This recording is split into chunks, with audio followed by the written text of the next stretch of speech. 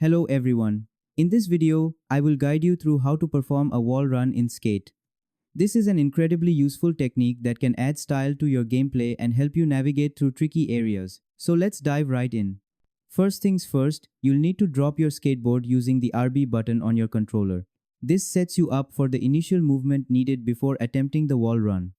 Next, begin moving by either walking or running. I highly recommend running as it provides better momentum for a more effective wall run. The additional speed will make the transition to the wall much smoother and more natural looking. To maximize your speed, press the left stick, also known as L3, while moving. This gives you that extra burst of speed that's crucial for a successful wall run.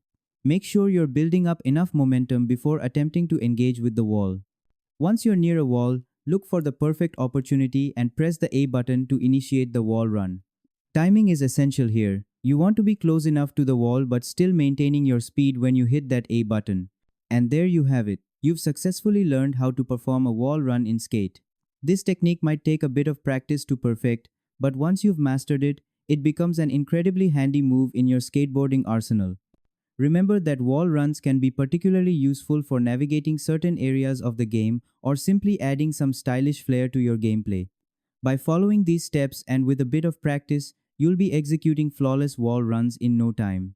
If you found this video useful, please hit like and subscribe for more gaming tutorials. Thanks.